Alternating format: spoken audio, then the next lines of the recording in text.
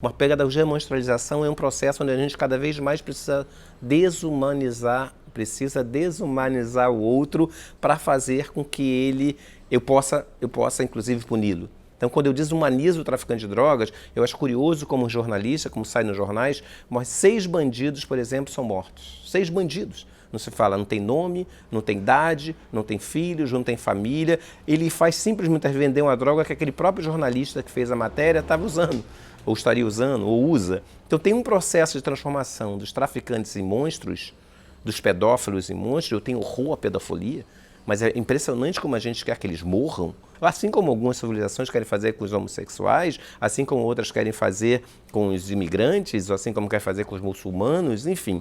Há todo um processo de monstrualização da diferença que termina impactando a nossa capacidade de desenvolver empatia com o outro. Tem uma coisa que é fundamental para mim, que eu chamo de pedagogia da convivência. Ela vem da primeira, o meu espanto em relação ao fato da fraternidade na tríade da Revolução Francesa ser tão ignorada, ser tão secundarizada, ter tão pouca coisa dita sobre ela, né? E tentava entender o seguinte, como é que se expressa hoje aquilo que era chamado de fraternidade naquele período? Porque não tinha uma manifestação cristã. Os revolucionários daquele período não eram cristãos, pelo contrário. A fraternidade terminou se associando à caridade, a um termo quase religioso. E não tem nada a ver com a religião.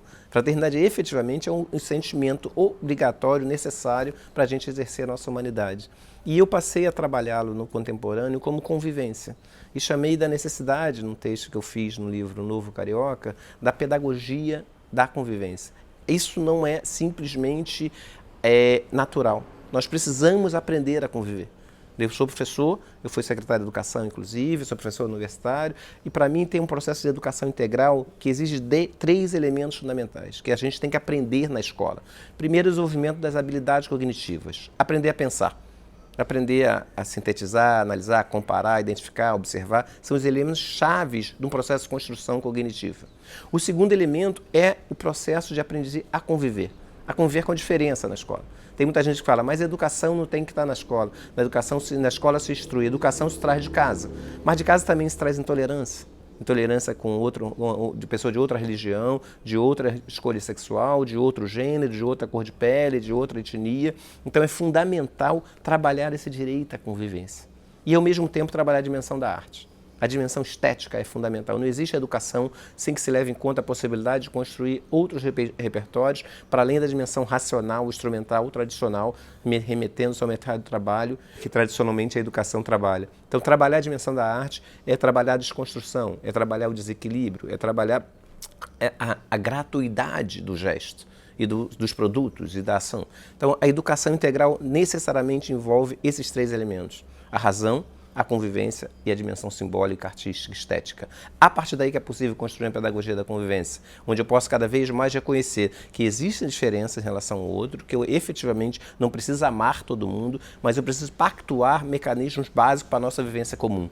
Então, esse processo de regulação, qual é o grande erro da UPP, por exemplo, da Unidade Policial Pacificadora, como se diz, é que ela não trabalhava o desenvolvimento desse direito à convivência. Ela quer simplesmente mudar o jogo de controle dos grupos criminosos, da regulação do espaço público pelo policial, pelo comandante da unidade policial. Então, quando o Estado se coloca nesse lugar, efetivamente a coisa vai sendo represada até que estoura e perde a legitimidade, como acontece agora com a UPP. Porque não trabalhou nesse princípio, que ali era necessário pactuar novas formas de convivência que já vinham antes da chegada do tráfico de drogas nas comunidades, nas favelas, e que deveriam continuar depois. Então, essa pactuação em qualquer espaço é fundamental.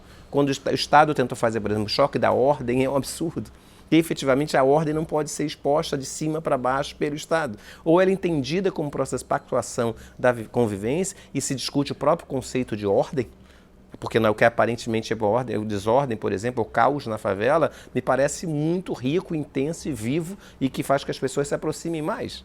Então tem um determinado tipo de ordem, sendo uma razão instrumental, que não é o melhor caminho para viver a cidade. Então pedagogia da convivência significa quais são as pactuações que podemos fazer de uma vida na cidade que permita que as pessoas possam desenvolver suas potencialidades sem passar por cima do direito do outro, reconhecendo com empatia efetivamente o direito dos outros. Como é possível produzir uma cidade onde as pessoas se reconheçam nas suas diferentes humanidades? e que não precisem, por isso, se massacrar ou então simplesmente se agredir em função de uma torcida organizada, ou agressões a homossexuais, ou agressão a mulheres, ou morte, por exemplo, de jovens envolvidos com tráfico de droga nas favelas.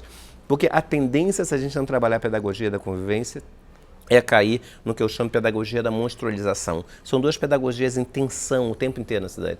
Os judeus foram monstrualizados para serem mortos. Os traficantes de drogas são monstrualizados para serem mortos. Então, efetivamente, é necessário monstrualizar para produzir a intervenção violenta contra o outro. Então, a violência se sustenta num processo de desumanização permanente do outro. É isso que o Trump está fazendo lá, mas é isso que está se fazendo aqui, por exemplo, com os trabalhadores, quando você define uma aposentadoria de 65 anos, por exemplo. Quer dizer, há um processo de desumanização do trabalho e da condição humana em que você não reconhece a necessidade de uma sociedade mais viva, onde as pessoas possam dialogar e construir a democracia. A democracia está em risco, em função de cada vez mais os mecanismos de monstrualização estarem mais eficientes. Nosso desafio é desconstruí-los e propor uma nova forma de sociedade.